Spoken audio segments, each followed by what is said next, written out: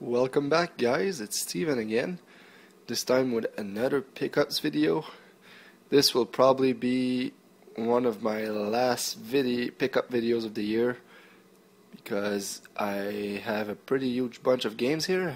I don't have that many more coming from eBay, and there are a few more releases coming out this year that I'm gonna get, but it's not enough to make a video, and I'd rather space these things out a bit from now on. So I'm going to start from the left here. First up, I picked up Final Fantasy for the NES.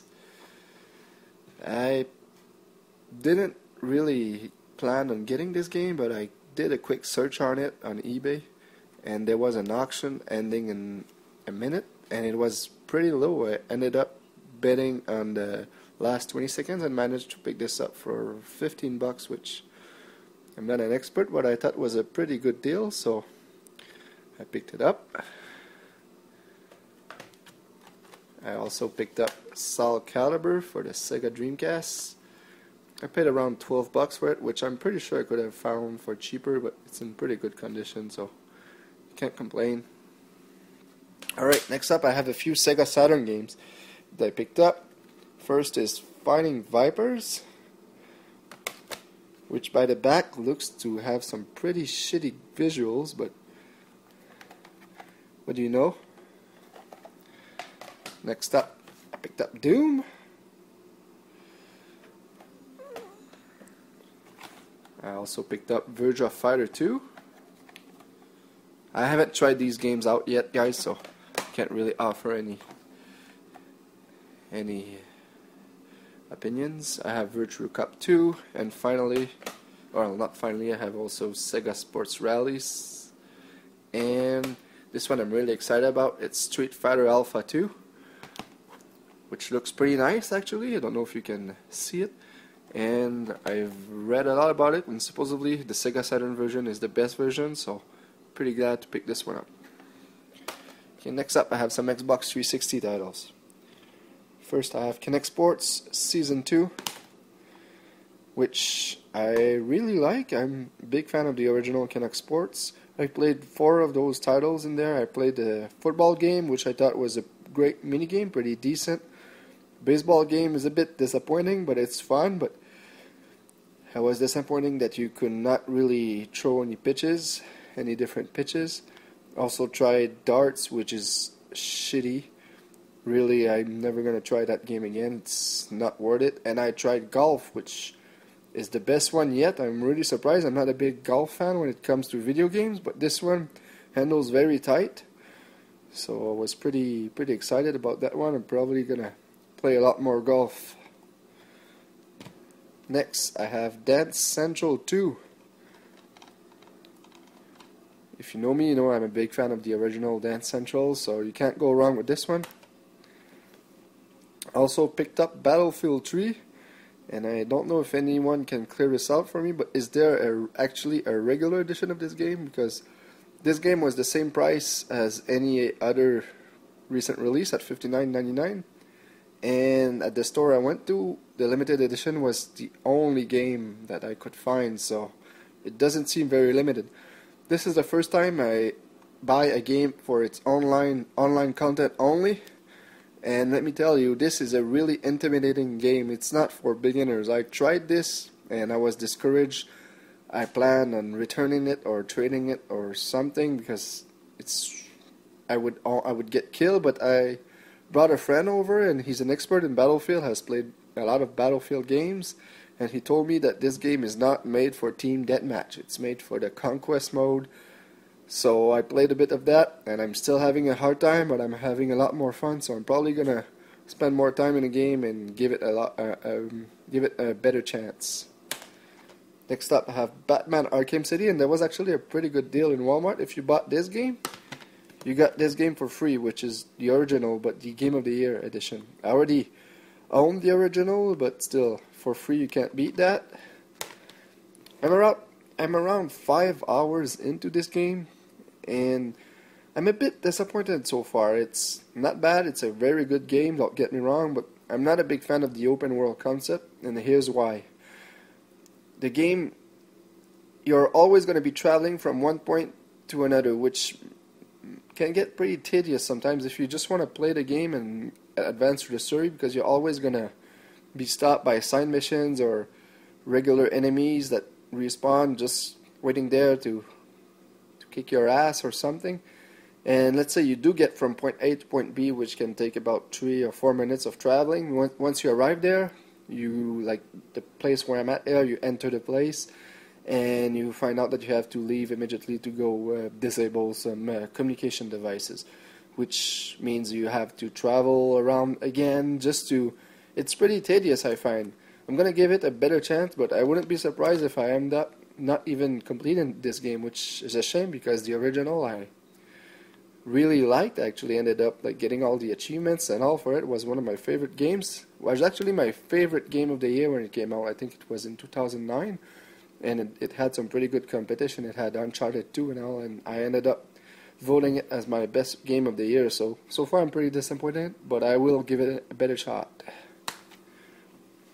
Next, I received a package from Jarrod, which is a good friend of mine. I'll include a link description of his channel in the description part of the video.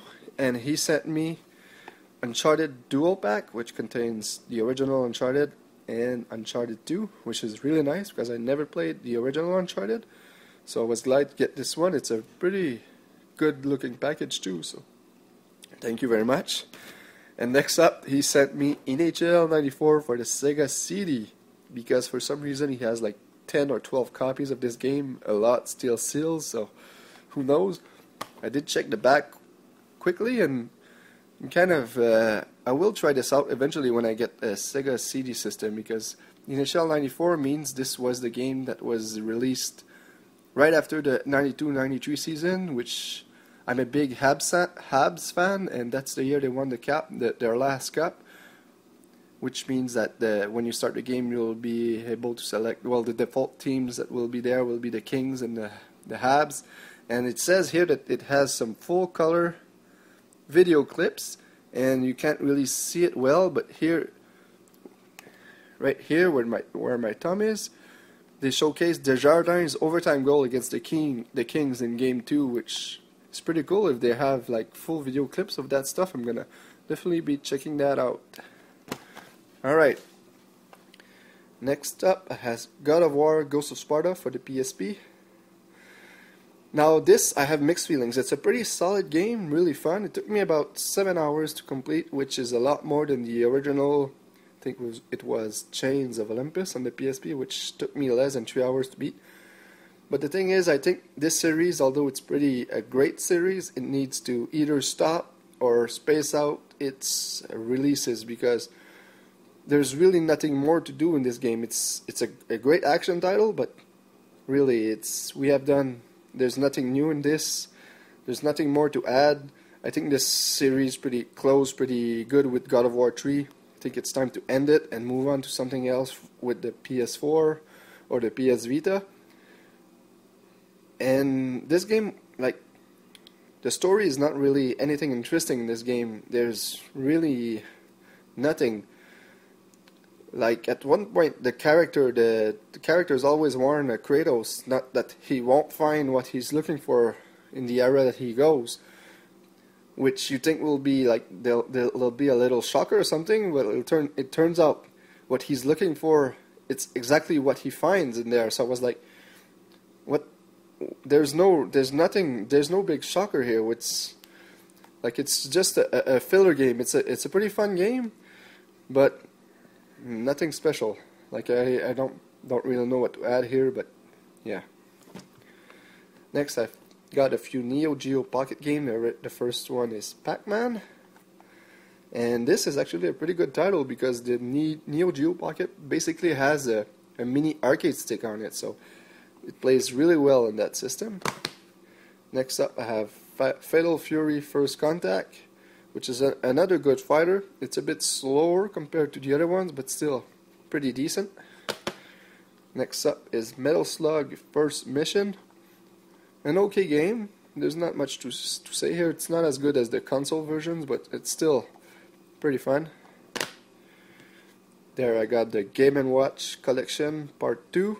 This is another free game I got, part of Club Nintendo program. Then I got Tetris Axis for the 3DS. And I also picked up Pokemon Rumble Blast for the 3DS, which is a Pokemon beat 'em up, but it's incredibly basic. Like, the levels there, you can't interact at all with the levels. Basically, you're on a playing field and all you do is press A or B to attack Pokemon. So there's absolutely no depth in this game. This should have been released as $20, a bargain game. It's not bad. Like, I play this during hockey games, during the intermissions. It kills time. It has its moments, but it's really way too basic for its own good. And finally, I have a few PS2 games here. I bought this. This is Blaze Blue. It's a fighting game. Supposedly very good. I checked on IGN and I think it got a 9.4 as a review score. And this is the collector's edition. It comes with a Blu-ray which has some tutorials on it, which is great because fighting games, if there's one thing they're missing, is they're not new friendly. They don't tell you how to play the game. There's a practice mode, but besides that, most fighting games they never get a tutorial mode. And in this game, there's actually a Blu-ray which contains videos on how to be good or strategies and stuff. So I'm pretty glad to have this one. And it was only $25, which was the exact same price the regular version was. So I picked this one up. And I also got Soul Calibur 4. And finally, I just picked this up today. I have Uncharted 3, Drake's Deception, which I'm going to be trying out right after this video. So there you go, guys. Have a nice day.